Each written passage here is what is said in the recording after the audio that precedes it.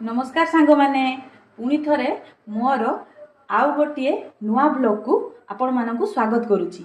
आजिर एही ब्लॉग रे आपण मानकु गोटे भिन्न रेसिपी टिए शेयर करबा को जाउची। आशा करुची मोर एही ब्लॉग टी आपण मानकु भलो लागिबो। एबे आसंतु एही रेसिपी टीर प्रस्तुति प्रणाली देखैबी।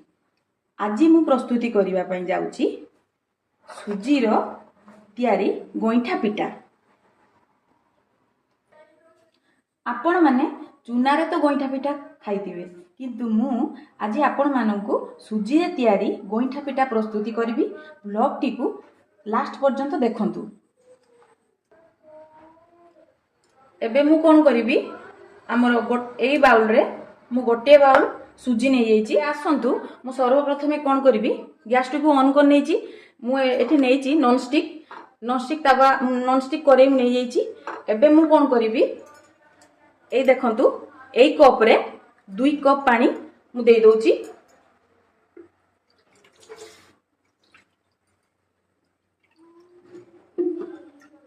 दे कप पानी दे दोची।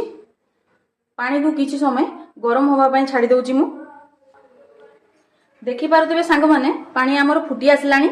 ए फुटीबा समय रे मु कोन करबी, हाफ स्पून हमर लूण दे दोची। एबे कोन करबी, जेहेतु आमर पानी फुटी आसलानी, देखंतु जे कप रे मु 2 कप पानी नेइथिली सेई कप रे गुटे कप सुजी नेकी पानी रे धीरे धीरे अल्प अल्प करी ढाली नउची। आ ताकू एमिति भलो भाबरे गोळी नउची, जेमिति आमर गोटा गोटा रहिबनी सुजी।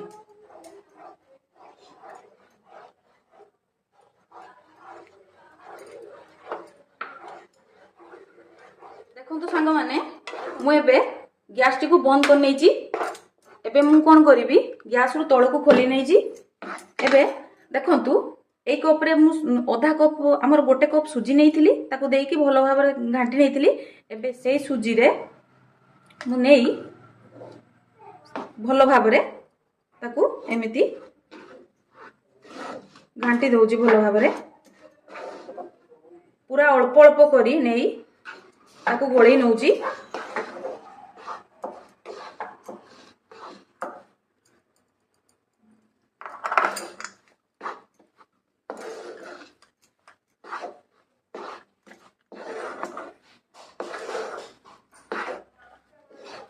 एमती भल भाव गोल नौची। मु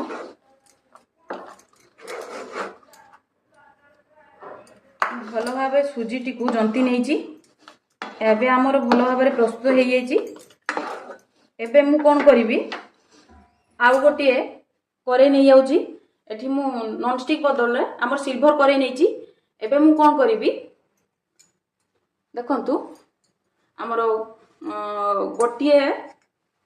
गोटे बेला रे पूरा फुल बेला पानी ढाली दोची। आउ किछि अल्प पानी ढाली दोची। आकु किछि समय भल भाव रे फुटिबा पई छाडी दोची। आ गैस रो आंच को मु मीडियम आंच रे रखिची। मीडियम आंच जस्ट टिके आंच ऊपर रखिची, देले जल्दी हमर पानी फुटी जीवो।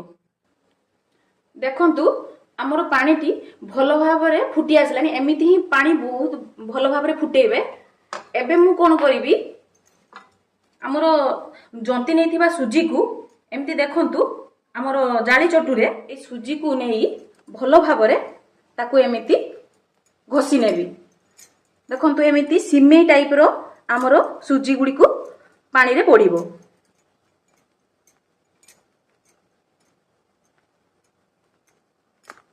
ताकू किछि समय एमिति सिजिबा पई सुजी को छाडी देबी। ध्यान देबे सांग माने, पानी टी हमर एमिति फुटुथबो। आ मीडियम रु टिके ऊपर आंच रे मु रखिची। देखंतु भलो भाव रे हमर सुजी गुडी को हेई ऊपर को उठी आसलानी। एबे मु कोन करिबी, देखंतु गोटिए बेला रे मु ठंडा पानी नेची। एबे आकु एमिति छांकी नेबी सुजी गुडी को। देखंतु हमर केमिति हेई जाईची पूरा सिमेई टाइप रो। एबे ठंडा पानी रे पकेई दोची।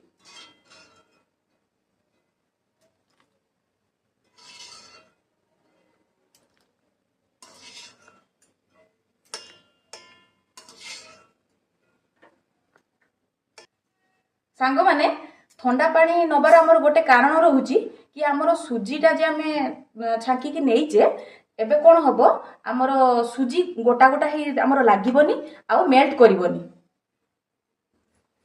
ये सांग मैंने आउ जंतिकी रखि सुजी को मुझे पानी रे देई भल भाव प्रस्तुति कर नौची।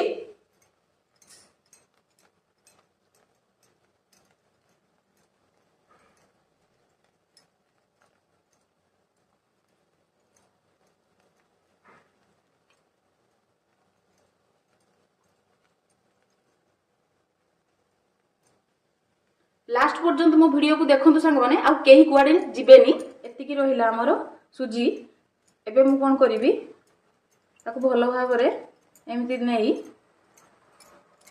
ताको किछि समय छाडी दउछि सिजिबा पई तापरे ताको छांकी नेबी।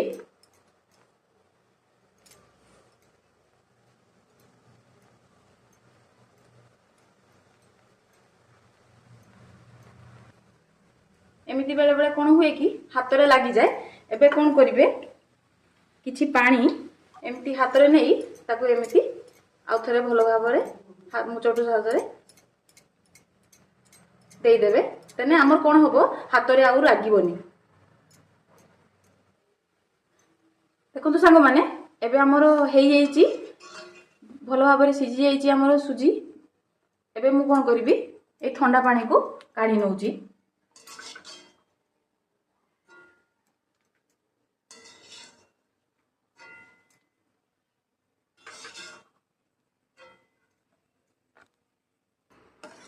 देखो तो सांग माने मुझे काढ़ी कि आपन को देखौची।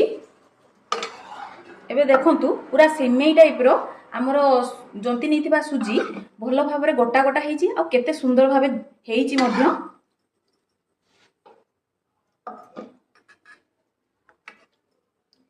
आ सबु को मु भल भाबरे एमिति छांकी नउची। देखंतु मु सुजी गुडी को भल भाबरे छांकी नेची। एबे कोन करिवि आकु रखी दउची मु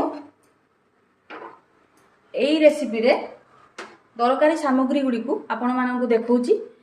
एई रेसिपी रे हमरो किछि भजा काजू आउ भजा बादाम 2 रु 3टी हमरो गुजराती को मु भलो भाबरे कुटी नेइथिली।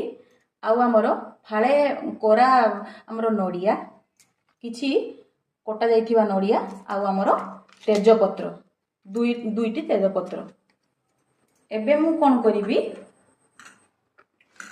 देखंतु हमरो जे सेम पानी रे मु हमरो सुजी गुडी को भलो भाबरे छांकी थिली सिजेई थिली। मु एबे कोन करिवि मीडियम आंच रे बा हाई आंच रे मु ताको दे दो फुटिबा पई छाडी दउची।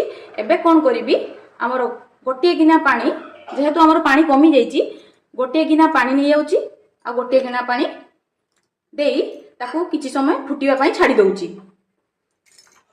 आउ देखो तो सांग माने मु एठी गोटे अमूल रो पैकेट को एई अमूल रो पैकेट को भलो भाबरे किछि पानी देई ताको गोळै नेइथिली। एबे एही रेसिपी पई मु अध बायोल हमरो चीनी नेइची। एबे चलंतु हमरो पानी टी को भलो भाबरे फुटिबा पई किछि समय छाडी दबा हाई फ्लेम रे। देखंतु हमरो पानी भलो भाबरे फुटी आसिलानी। एबे मु कोन करिवि एठी गोटे चामच हमरो लूण गोटे चामच लूण दे देली। एबे कोन करिवि मुझे कहितिली आपण मानकू तेजपत्र भी पके दउची आउ एई सब को ए पानी रे दे दउची। देखंतु गुजराती को भी दे दउची भलो फ्लेवर पाई।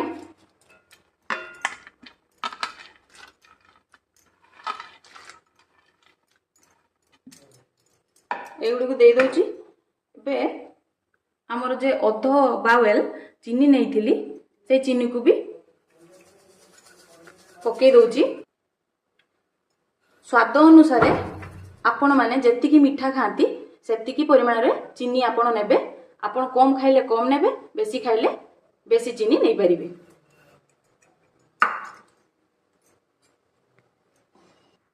एबे मु कोन करिवि चटू माध्यम रे किछि समय एमिति घांटी नेबी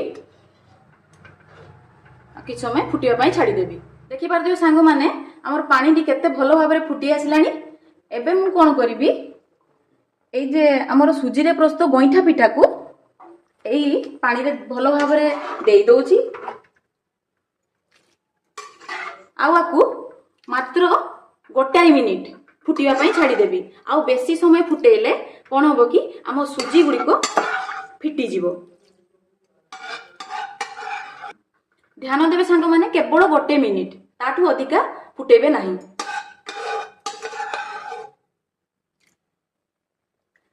ଦେଖନ୍ତୁ ସାଙ୍ଗମାନେ ଆମର ଗଇଁଠା ପିଠା ମିଶ୍ରଣଟି ଭଲ ଭାବରେ ଫୁଟି ଆସିଲାଣି। ଆଉ କିଛି ସମୟ ପାଇଁ ଏବେ ମୁଁ କ'ଣ କରିବି, ତାକୁ ଆଉ ଜଷ୍ଟ ଅଳ୍ପ ସମୟ ପାଇଁ 1/2 ମିନିଟ୍ ତାକୁ ଫୁଟେଇ ଦେବି। ଆମର ହେଇ ଆସିଲାଣି ସୁଜିରେ ତିଆରି ଗଇଁଠା ପିଠା। ଏବେ ମୁଁ କ'ଣ କରିବି, ଆମର ଗ୍ୟାସଟିକୁ ବନ୍ଦ କରିଦେବି। ବନ୍ଦ କରି ସାରିଲା ପରେ ଏବେ ମୁଁ କ'ଣ କରିବି, ଦେଖନ୍ତୁ ଅମୁଲରେ ଗୁଳେଇକି ଯେ ରଖିଥିଲି ଅମୁଲ ଆଉ ଉପରେ ଦେଇ ଦଉଛି। ଆଉ ମୁଁ ଏଥିରେ 1/2 ଗିନା ଆମର କ୍ଷୀର ନେଇଛି, ସିଝା କ୍ଷୀର ଦେଇ ଦଉଛି। ଦେଇ ସାରିଲା ପରେ ତାକୁ ଏମିତି କିଛି ସମୟ ଚଟୁରେ ଗୋଳେଇ ନେଉଛି। ଦେଖିପାରୁଥିବେ କେତେ ସୁନ୍ଦର ଭାବରେ ହେଇଛି ଆମର ଗଇଁଠା ପିଠାଟି। ଆଉ ଗୋଟା ଗୋଟା ହେଇ ରହିଛି, ଜମା ବି ଭାଙ୍ଗିନି। ଆମର ସୁଜିର ମିଶ୍ରଣଟି ଯେମିତି ସିମେଇ ଆକାରରେ ପ୍ରସ୍ତୁତ ହେଇଛି। ଏବେ ମୁଁ କ'ଣ କରିବି, ଗୋଟିଏ ବାଉଲକୁ ପିଠା ଗୁଡ଼ିକୁ ଗଇଁଠା ପିଠା ଗୁଡ଼ିକୁ ଖୋଲି ନେଉଛି। ମୁଁ ଗୋଟେ ବଡ଼ ବାଉଲକୁ ଆମର ଗଇଁଠା ପିଠା ଗୁଡ଼ିକୁ ଖୋଲି ନେଇଛି। ଆଉ କେତେ ସୁନ୍ଦର ଭାବେ ହେଇଯାଇଛି ଆମର ଗଇଁଠା ପିଠା, କେତେ ସୁନ୍ଦର ଦେଖନ୍ତୁ। ଆଉ ଡିଲିସିୟସ୍ ହେଇଛି ଆମର ଗଇଁଠା ପିଠା ଗୁଡ଼ିକୁ। ଆପଣମାନେ ବି ଚାହିଁଲେ ଆପଣମାନଙ୍କ ଘରେ ଏଇ ପିଠାଟି ପ୍ରସ୍ତୁତ କରି ଖାଇବେ। ଆଉ ବହୁତ ଜଲ୍ଦି ଆଉ ଇଜି ପ୍ରଣାଳୀରେ ପ୍ରସ୍ତୁତ ହେଇଯାଉଛି ଆମର ଏଇ ପିଠାଟି। ଆଉ ଗୋଟେ କଥା ସାଙ୍ଗମାନେ, ଆପଣମାନେ ଫ୍ଲେଭର ପାଇଁ ଆମର ବିସ୍କୁଟ, ଆମର ଓରିଓ ବିସ୍କୁଟର ଆମର ଅରେଞ୍ଜ ଫ୍ଲେଭରର ବିସ୍କୁଟ ଆ ଦେହରେ ଏଡ୍ କରିପାରିବେ। ଫ୍ଲେଭର ଆହୁରି 2 ଗୁଣା ବଢ଼ିଯିବ।